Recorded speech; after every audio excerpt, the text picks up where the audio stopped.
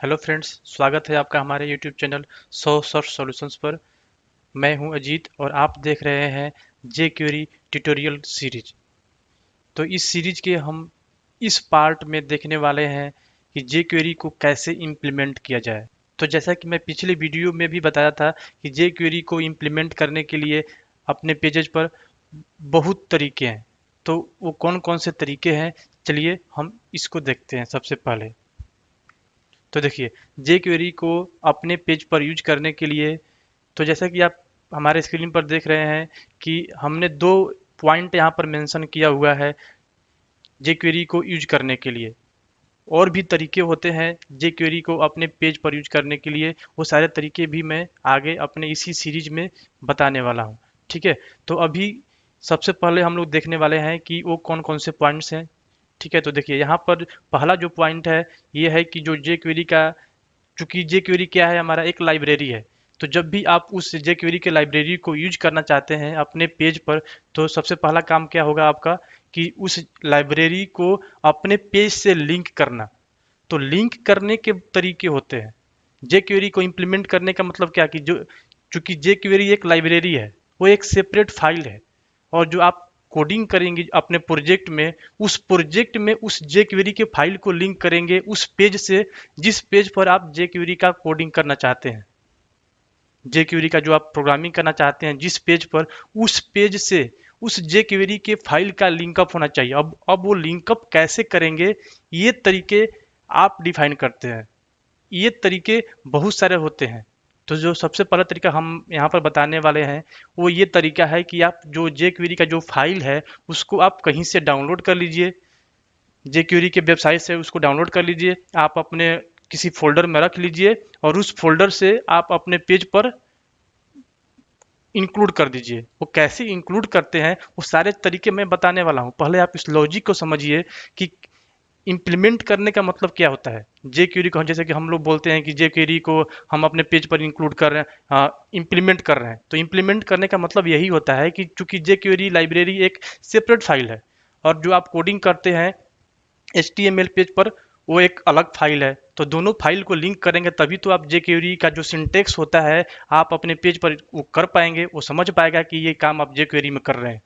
तो इन दोनों को लिंकअप करने का तरीका बहुत होता है, जिसमें से कि पहला तरीका यह है कि आप उसको डाउनलोड करिए उस फाइल को जे क्वेरी के वेबसाइट से, या बहुत सारे वेबसाइट्स होते हैं जैसे गूगल, माइक्रोसॉफ्ट, IBM, बहुत सारे साइट्स पर ये जे क्वेरी का आपको फाइल मिल जाएगा। उस फाइल को आप डाउनलोड कर लीजिए और डाउनलोड करके आप अपने उस प्रोजेक्ट में उसको पेस्ट कर दीजिए और वहां से अपने पेज पर लिंक कर दीजिए। वो लिंक कैसे करते हैं ये सब मैं आगे बताने वाला हूं इसी वीडियो में। ठीक है, तो ये तो था हमारा ये पहला तरीका कि download the J query library from jquery.com। ऐसा नहीं है कि आप jquery.com से ही केवल इसको आप डाउनलोड कर सकते हैं। बहुत सारे वेबसाइट्स है, जैसे कि मैंने नाम लिया गूगल, माइक्रोसॉफ्ट, IBM, बहुत सारे साइट्स पर आपको मिल जाएगा जे क्वेरी का फाइल, लेटेस्ट फाइल। आप कहीं से भी उसको डाउनलोड करके आप उसको अपने प्रोजेक्ट में पेस्ट कर लीजिए। लेकिन मैं ये रिकमेंड करूंगा कि आप कहीं से और से डाउनलोड ना करिए, आप जे क्वेरी के ऑफिशियल वेबसाइट से ही आप उसको डाउनलोड करके आप अपने वेबसाइट में रख लीजिए, जैसे कि मैं भी आप इस वीडियो में करके दिखाऊंगा। दूसरा तरीका और भी होता है, जैसे कि include J query from a CDN। Content, CDN का मतलब होता है कंटेंट डिलीवरी नेटवर्क। ये क्या होता है ये हम अगले पार्ट में देखेंगे। इसी वीडियो के जो हमारा नेक्स्ट वीडियो आएगा उसमें मैं बताऊंगा कि CDN क्या होता है, CDN के थ्रू हम लोग कैसे अपने पेज पर जे क्वेरी को इम्प्लीमेंट करते हैं, इसके फायदे क्या होते हैं, क्या हमारा जो यहाँ पर पहला जो हमारा ऑप्शन है डाउनलोड करने का वो हमारा बेटर ऑप्शन है या CDN हमारा बेटर ऑप्शन है। दोनों में हम कंप्लीट कंपेरिजन करेंगे अगले वीडियो में, ताकि आपको ये कंप्लीट नॉलेज होनी चाहिए कि क्या आप अपने प्रोजेक्ट में जे क्वेरी के फाइल को डाउनलोड करके यूज करना चाहिए आपको या CDN के थ्रू यूज करना चाहिए। तो ये जो हम कंप्लीट कंपेरिजन करने वाले हैं ये हमारा नेक्स्ट पार्ट का टॉपिक है, क्योंकि पहले हमें दोनों को यूज करने आना चाहिए, उसके बाद ही हम दोनों में कंपेरिजन कर सकते हैं। तो चलिए हम सबसे पहले क्या करते हैं कि डाउनलोड करते हैं। तो देखिए, जैसे कि मैंने स्क्रीन पर भी दिखाया हुआ है कि डाउनलोड करने के भी दो तरीके हैं। देखिए एकदम बिल्कुल केयरफुली समझिए, ये इतना डीपली मैं आपको बताऊंगा कि फिर आपको कभी भी लाइफ में दिक्कत नहीं होने वाली है। ये समझने में दिक्कत नहीं होगी कि कौन सा फाइल हमें डाउनलोड करना चाहिए, कौन सा फाइल हमें डाउनलोड नहीं करना चाहिए, क्या हमें डाउनलोड करके jQuery के फाइल को यूज करना चाहिए या सीरियन के थ्रू यूज करना चाहिए, ये सब आपको 2-3 वीडियो में नॉलेज हो जाएगा। ठीक है, तो देखिए जैसे कि मैंने बोला कि हमें डाउनलोड करके यूज करना है। अपने इस वीडियो में मैं आपको दिखाऊंगा कि jQuery का जो हमारा लाइब्रेरी है उसको डाउनलोड करके दिखाऊंगा। तो डाउनलोड कौन सा फाइल आप करेंगे, आप किसी भी साइट पर जाएंगे जैसे कि jQuery.com पर जाएंगे आप, तो आपको वहाँ पर बहुत सारे फाइल मिलेंगे। ठीक है, तो उसमें कौन सा करना है, तो देखिए सबसे पहले हम लोग देखते हैं कि हमारा जो लेटेस्ट स्टेबल वर्जन कौन सा है, वो jQuery का फाइल हम लोग यहाँ पर डाउनलोड करेंगे। और उसमें भी 2 फाइल होते हैं, जैसे कि आप जाएंगे jQuery.com पर, मैं आपको लेकर के तुरंत चलने वाला हूँ वहाँ पर, तो वहाँ पर आप देखेंगे कि एक होगा वहाँ पर लिखा रहेगा मिनिफाइड एंड कंप्रेस्ड, जिसको कि हम लोग अपने टेक्नोलॉजी के टर्म में बोलते हैं प्रोडक्शन वर्जन के लिए उसको यूज करते हैं। दूसरा होता है अनकम्प्रेस्ड। ठीक है, तो ये 2 फाइल, आप 2 तरीके के आपको वहाँ पर फाइल मिलेंगे। अब आप लोग यहाँ पर कंफ्यूज हो जाएंगे जिनको आइडिया नहीं है कि ये 2 फाइल कौन सा है, हमें अपने प्रोजेक्ट में कौन सा फाइल यूज करना है। ठीक है, तो आज ये वीडियो देखने के बाद आपका ये कन्फ्यूजन बिल्कुल दूर हो जाएगा कि हमें अपने प्रोजेक्ट में कौन सा फाइल यूज करना चाहिए। तो देखिए पहला जो ऑप्शन आपको दिखेगा वहाँ पर मिनिफाइड एंड कॉम्प्रेस, यानी कि जो jQuery का जो फाइल है उसको मिनिफाइड कर दिया गया है एंड उसको कंप्रेस कर दिया गया है। इसका मतलब ये है कि उसका साइज कम कर दिया गया है। इसको हम लोग क्या बोलते हैं, प्रोडक्शन वर्जन के लिए हम लोग इसको यूज करते हैं। इसका रीजन ये है, इसको हम लोग प्रोडक्शन वर्जन के लिए इसलिए यूज करते हैं। देखिए jQuery का जो फाइल है वो लाइब्रेरी है, अगर आपको किसी पेज पर यूज करना है तो उसको आप अपने पेज पर लिंक करने वाले हैं, तो जो jQuery.com है वो आपको 2 तरीके का फाइल देता है। अगर आप डेवलपमेंट कर रहे हैं, अभी आप डेवलपमेंट फेज में है अपने प्रोजेक्ट में, तो आप डेवलपमेंट वर्जन वाला यानी कि अनकम्प्रेस फाइल यूज कर सकते हैं, जो कि इसका साइज ज़्यादा होता है। इसमें आप इस jQuery के लाइब्रेरी के फाइल में जो कोड लिखा गया है आप उसको रीड कर सकते हैं, टेस्ट कर सकते हैं, डिबगिंग कर सकते हैं। डेवलपमेंट का मतलब ये होता है, डेवलपमेंट वर्जन में जो आप jQuery के जो फाइल आप डाउनलोड करेंगे उसको अगर आप ओपन करेंगे तो अनकम्प्रेस्ड होता है, मिनिफाइड नहीं रहता, यानी कि आप उसको बिल्कुल रीड कर सकते हैं, उसको डिबगिंग कर सकते हैं, उसको समझ सकते हैं अगर आप चाहे तो। हालांकि हमें उस फाइल में कभी भी कोई भी डिबगिंग करने की जरूरत नहीं पड़ती, ना ही हमें उसमें कभी टेस्टिंग करने की जरूरत पड़ती है। हाँ, हालांकि हम अपने नॉलेज पर्पस के लिए हमारे अंदर इंटरेस्ट आता है कि इसमें क्या लिखा गया है, तो आप उसको एक बार ओपन करके पढ़ सकते हैं अगर आपको डीपली नॉलेज चाहिए तो। और हम आगे ये सब चीज़ देखने वाले भी हैं कि कैसे हम उसको समझते हैं कि इस फाइल में किस मेथड्स के लिए क्या लिखा गया है। जैसे कि मैं स्टार्टिंग से ही बोलते आ रहा हूँ कि हमारा सीरीज बहुत ही डीपली होने जा रहा है। ठीक है, देखिए तो दूसरा यहाँ पर जो पहला ये है मिनिफाइड एंड कंप्रेस, इसमें आप अगर इस फाइल को अगर आप डाउनलोड करके ओपन करके देखेंगे तो आप इसको बिल्कुल रीड नहीं कर सकते, ये बिल्कुल ही कंप्रेस्ड कर दिया जाता है और मिनिफाइड कर दिया जाता है। ABCD XYZ ऐसे फॉर्मेट में ये फाइल बन जाता है, आप इसको रीड नहीं कर सकते हैं और ना ही आप इसको डिबगिंग कर सकते हैं। ठीक है, तो और ये सब कर मिनिफाइड एंड कंप्रेस करने का फायदा ये हो गया कि इसका साइज कम हो जाता है, और चूंकि इस लाइब्रेरी का साइज कम हो गया तो कम साइज के अगर फाइल्स को आप अपने प्रोजेक्ट में किसी पेज पर इंक्लूड करते हैं तो ये आपका बैंडविड्थ कम लेगा। इससे क्या होगा कि आपके एप्लीकेशन का परफॉर्मेंस इंक्रीज होगा।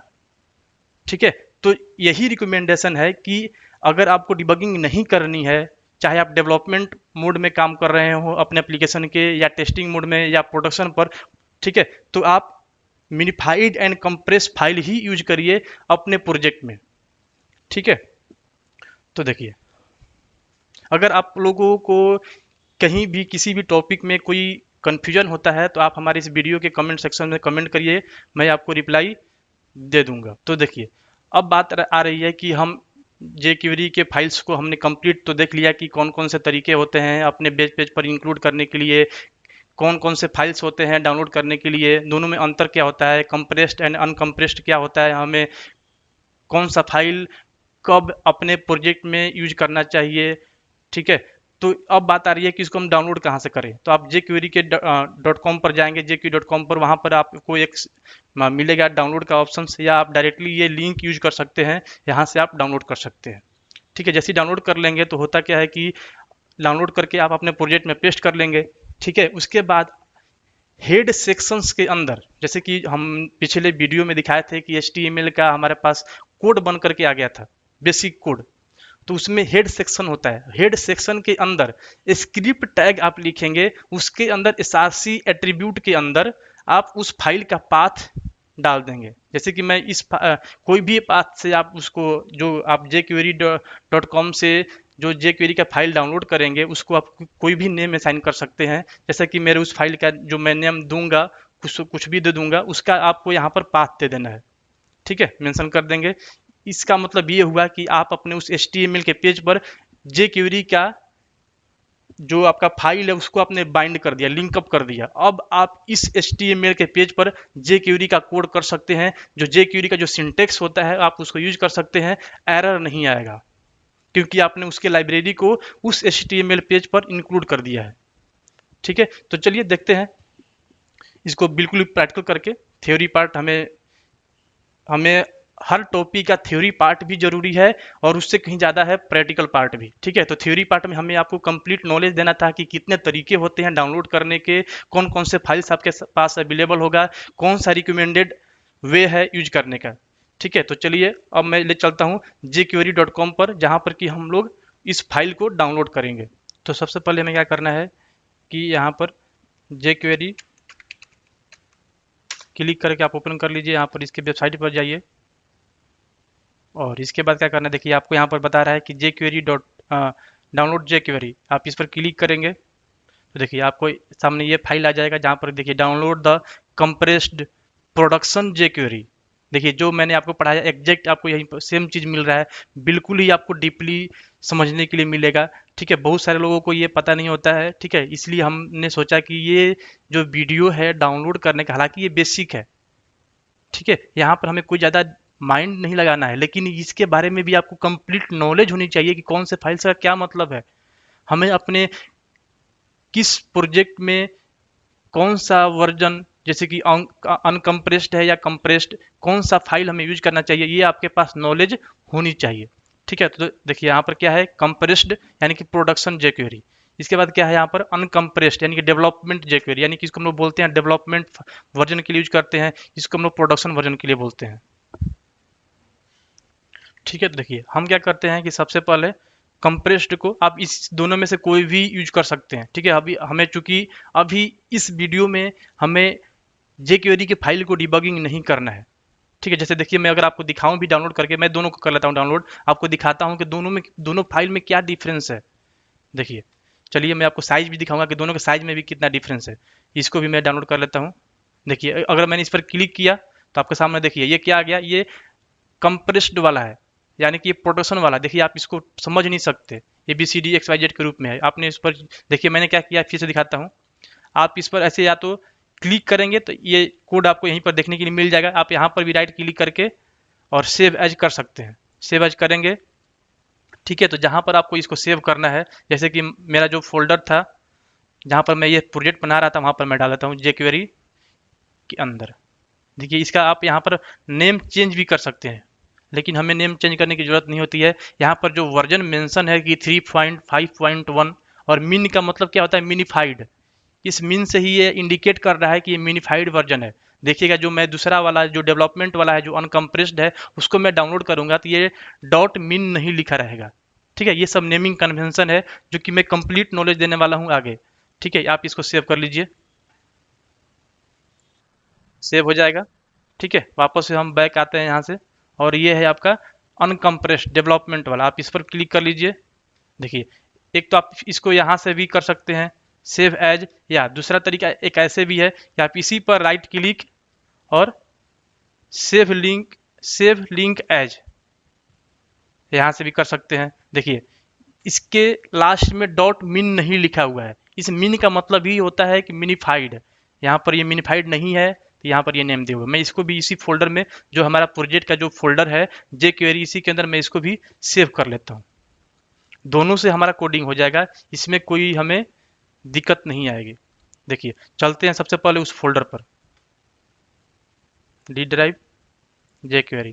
देखिए दोनों का अगर आप साइज देखेंगे तो देखिए ये जो मिनीफाइड है केवल 88 KB का है, और जो डेवलपमेंट वाला है वो 1.8 KB का है।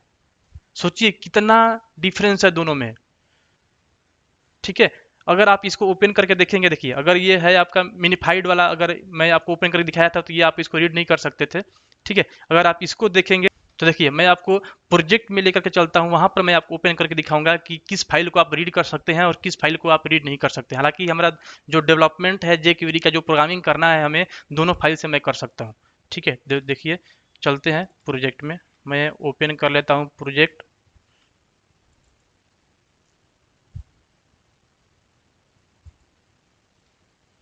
इन सारे फाइल्स को मैं बंद कर देता हूँ। यहाँ से फाइल पर जाएंगे, ओपन फोल्डर, और ये है हमारा जेक्वेरी का। एक दूसरा हमारा फाइल ओपन है, इसको मैं बंद कर देता हूँ। ठीक है, इसको इन सबको मैं बंद कर देता हूँ। ठीक है, देखिए यहाँ पर ही हमारा पिछले वीडियो में मैं आपको दिखाया था index.html पेज बना करके, वही है। ठीक है, यहाँ पर ये देखिए दोनों फाइल है। ये क्या है, मिन मीन्स मिनिफाइड। देखिए आप इसको रीड नहीं कर सकते हैं, कहीं पर आपको कोई एक स्पेस भी नहीं दिखेगा, सबको ये इनक्रिप्ट डिक्रिप्ट कर दिया गया है। आप इसको अनकम्प्रेस्ड खुद से भी कर सकते हैं, लेकिन हमें इनको करना नहीं चाहिए, ताकि अगर जैसे ही आप इसको अनकम्प्रेस करेंगे, ठीक है, फिर से इसका साइज बढ़ जाएगा। इसको कंप्रेस ही रहने दीजिए।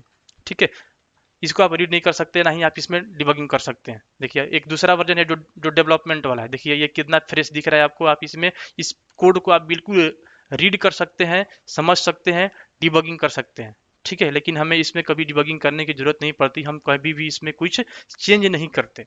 ठीक है, लेकिन हमें इसमें समझना जरूरी होता है। अगर आपको बिल्कुल डीप नॉलेज चाहिए तो हम इसको भी आगे अपने इसी सीरीज में समझेंगे भी कि कौन से मेथड्स का कैसे, अगर हम लोग कुछ भी यूज करते हैं, जैसे हम लोग यूज करेंगे इसमें बाइंड, क्लिक, तो उस क्लिक मेथड पर क्या लिखा गया है इस लाइब्रेरी के अंदर, बाइंड जो हम मेथड यूज करेंगे उसके अंदर क्या लिखा गया है इस जेक्यूरी लाइब्रेरी के अंदर, ताकि वो आपका किसी भी इवेंट को बाइंड कर देता है। किसी भी इवेंट्स पर आप लिखते हैं माउस ओवर क्लिक, तो कैसे वो माउस ओवर क्लिक पर वो कॉल हो जाता है। ठीक है, ये सब चीज इसी फाइल में लिखा गया है। हम लोग इस फाइल को भी आगे चल करके रीड करके समझने वाले हैं।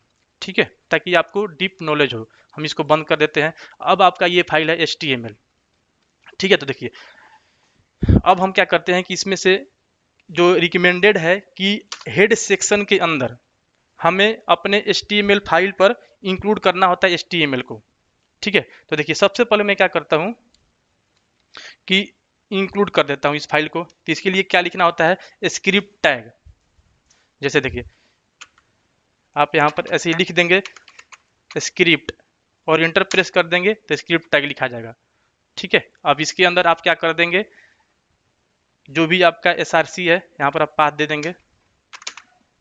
SRC के अंदर देखिए आपका पाथ क्या है, इसको आप पाथ जो इसका नेम है इसको हम कॉपी कर लेते हैं। जेक्वेरी इतना मिनिफाइड वाला भी यूज कर लेते हैं, दोनों हम यूज करके दिखा देंगे आपको। दोनों में से कोई भी आप यूज कर सकते हैं। इसको हम ये फाइल को बंद कर देते हैं और यहाँ पर SRC में मैंने डाल दिया। हमने अपने HTML पेज पर इसका बाइंडिंग कर दिया। ठीक है, अब देखिए अब हमने क्या करना होता है, अब हम जेक्वेरी को यहाँ पर हमने इम्प्लीमेंट कर दिया, तो इसको चेक कैसे करेंगे कि ये क्या ये जेक्वेरी हमारे इस पेज पर इंक्लूड हुआ या नहीं हुआ। तो इसके लिए सबसे आसान तरीका है कि आपको टेस्ट करना है जस्ट कि ये जेक्वेरी हमारे इस पेज पर इंक्लूड हुआ है या नहीं है, क्या इसका पाथ सही है या नहीं है। तो इसके लिए देखिए हम चलते हैं ब्राउजर पर। इसको मैं इतना मिनिमाइज कर देता हूँ पिछले वीडियो की तरह, ताकि हमें ब्राउजर भी दिखता रहे और ये भी दिखता रहे। ठीक है, या इतने में मैं ब्राउजर ओपन कर देता हूँ।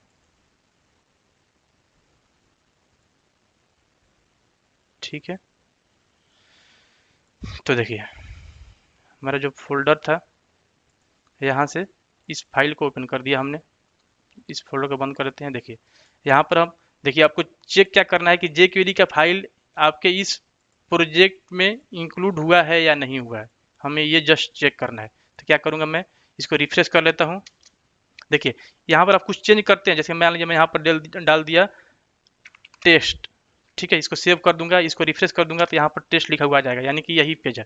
ठीक है, आप इस पर राइट क्लिक करिए और इंस्पेक्ट एलिमेंट। ठीक है, और यहाँ पर आएंगे एलिमेंट्स पर, तो देखिए हेड सेक्शन के अंदर हमने लिखा हुआ है जेक्वेरी को इंक्लूड किया हुआ है। देखिए यहाँ पर ये स्क्रिप्ट टैग ऐड हो गया है। आप इस पर क्लिक करिए और देखिए कि ये फाइल ओपन हो रहा है कि नहीं हो रहा है। ठीक है, या आप यहाँ से भी नहीं, यहाँ पर तो आपको ऐसे डबल क्लिक करके ये फाइल ओपन नहीं होगा, तो आप क्या करिए, इस पर राइट क्लिक और व्यू पेज सोर्स कर लीजिए।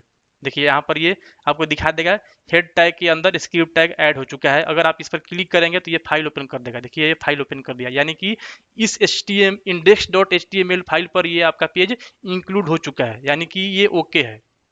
ये सिग्नल दे दिया आपको कि हम इंक्लूड हो चुके हैं इस पेज पर। अब आप इस पेज पर jQuery का कोई भी कोड कर सकते हैं। तो देखिए हम टेस्ट करते हैं सबसे पहले कि jQuery का कोई भी कोड।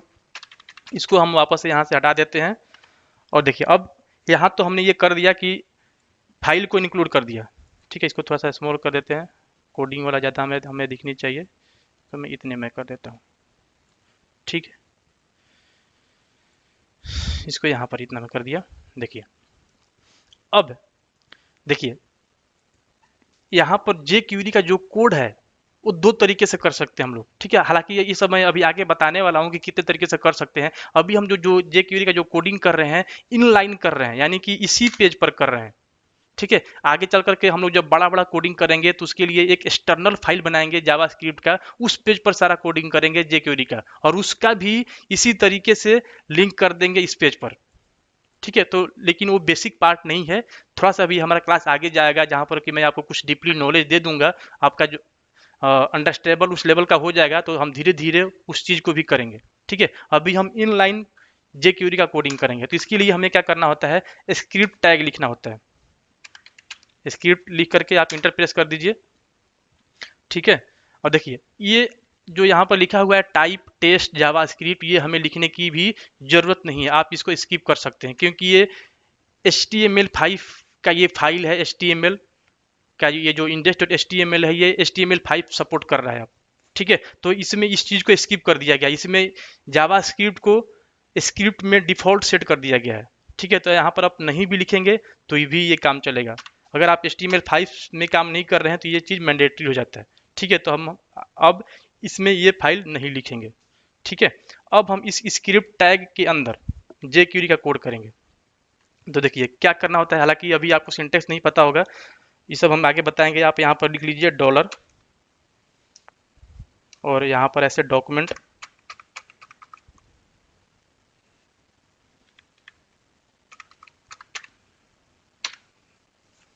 डॉट रेडी, आप यहाँ पर से ब्रैकेट, यहाँ पर लिख दीजिए फंक्शन। ठीक है, फंक्शन बना लीजिए ऐसे, और यहाँ पर आप कर्ली ब्रैकेट दे दीजिए। ठीक है, और ये जो आपने यहाँ पर ये जो ब्रैकेट है ये डॉक्यूमेंट का डबल डी हो गया है। ठीक है, देखिए अगर मैं अब यहाँ पर एक ब्रैकेट, ये वाला ब्रैकेट यहाँ नहीं रहेगा। ठीक है, यहाँ पर ये ब्रैकेट आ जाएगा स्मॉल। ये कौन सा ब्रैकेट है, इसका वाला, ये रेडी वाला। ठीक है, अब यहाँ पर सेमी कॉलन दे दीजिए, ये सिंटैक्स है। ठीक है, डॉक्यूमेंट डॉट गेट रेडी, ये सब क्या है, डॉलर क्या है, डॉक्यूमेंट क्या है, रेडी क्या है, ये फंक्शन क्यों बना रहे हैं, ये सब चीज़ हम लोग आने वाले वीडियो में ही देखने वाले हैं बहुत ही जल्दी। ये सब jQuery का सिंटैक्स है, इसको हमें देखना है कुछ वीडियो के बाद। ठीक है, अभी हम जस्ट टेस्ट कर रहे हैं कि क्या हमारा ये जो jQuery का जो हमने फाइल इस पेज पर हमने बाइंडिंग किया है, तो हम jQuery का कोड कर सकते हैं या नहीं कर सकते हैं। ठीक है, तो इसके लिए हमने ये छोटा सा एक कोड लिख दिया। यहाँ पर मैं सिंपल अलर्ट लिख देता हूँ, ताकि देख लेंगे कि ये अलर्ट वर्क कर रहा है कि नहीं कर रहा है। यहाँ पर मैंने मान लीजिए लिख दिया हेलो। ठीक है, सेव कर दिया, और आप इसको हम रिफ्रेश करते हैं, देखते हैं कि अलर्ट आता है कि नहीं आता है। देखिए हेलो आपको दिख गया। ठीक है, आप यहाँ पर कुछ भी चेंज कर लेंगे, hello, hi, how are you. ठीक है, आप इसको सेव कर लीजिए, यहाँ पर आप रिफ्रेश करेंगे तो ये आ जाएगा hello, hi, how are you.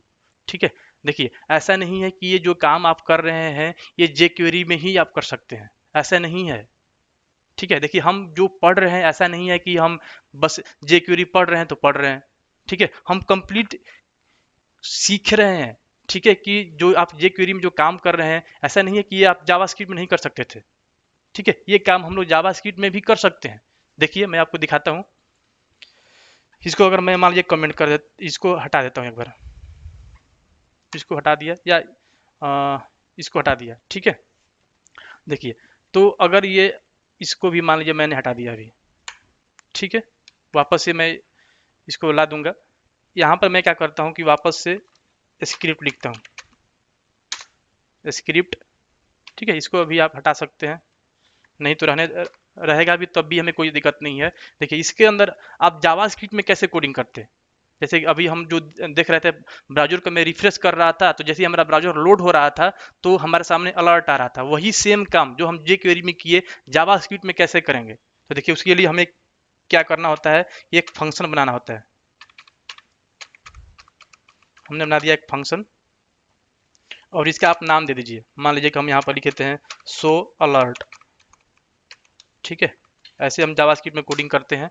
Show alert में हम डाल देंगे यहाँ पर अलर्ट, और यहाँ पर मैं लिख दूंगा कि है आई एम फाइन, ठीक है। डबल कोट्स के अंदर लिख दीजिए इसको, या सिंगल कोट्स, किसी भी चीज़ के अंदर ये चलेगा, ठीक है। हमने ये लिख दिया।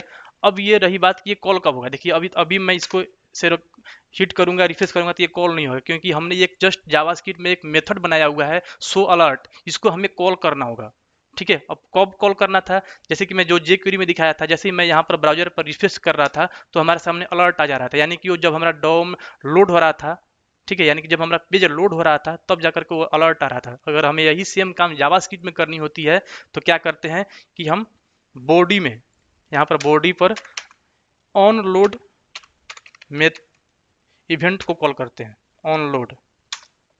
यहाँ पर आप इस मेथड को कॉल कर देंगे शो अलर्ट, ठीक है। ऐसे हम लोग काम करते थे जावास्क्रिप्ट में, अभी भी करते हैं, ऐसा नहीं है कि करते थे नहीं, कभी भी करते हैं, ठीक है, जरूरत होती है तो। ये ऑन लोड क्या करता है कि जैसे ये आपका बॉडी लोड होगा तो लोड होते ही इस मेथड को कॉल कर देगा, ये इवेंट फायर होगा। इस इवेंट पर आपने इस मेथड को बाइंड किया है तो ये इवेंट इसको कॉल करेगा, और ये इस मेथड में क्या कॉल हुआ है, alert, hi I am fine. अब मैं इस ब्राउजर को अगर रिफ्रेश करता हूँ तो आपके सामने आ जाएगा हाय आई एम फाइन, ठीक है। तो इस तरीके से हम कंप्लीट नॉलेज लेंगे कि किस काम को जावास्क्रिप्ट में कैसे करते थे, उसी काम को हम jQuery में कैसे कर रहे हैं, ठीक है। तो आप देख रहे हैं कि हमें jQuery में कुछ इतना काम करना पड़ेगा, और यहाँ पर भी हमें HTML फाइल पर भी हमें उस इवेंट को कॉल करना पड़ता है, उस मेथड को बाइंड करना पड़ता है। लेकिन jQuery में हम लोग डायरेक्टली, जो हम लोग jQuery के अंदर जो कोड करते हैं, हम HTML पेज पर ये इस तरीके से इवेंट नहीं बाइंड करते हैं, बाइंड कर भी सकते हैं, नहीं भी कर सकते हैं, ठीक है। तो उसका सिंटेक्स बहुत ही सिंपल है, बस आपको आनी चाहिए, डीपली नॉलेज होनी चाहिए, ठीक है। तो जैसे कि हमने इस वीडियो में ये दिखाया कि jQuery को कैसे डाउनलोड करके, कैसे उसको अपने प्रोजेक्ट में उसको पेस्ट करके, कैसे इंक्लूड करके, और हमने टेस्ट करके दिखाया कि सब चीज़ चल रहा है। देखिए जैसा कि मैंने यहाँ पर दिखाया है, अगर मैं इसको वापस से Ctrl Z कर दूँ, वापस से jQuery पर आ जाते हैं।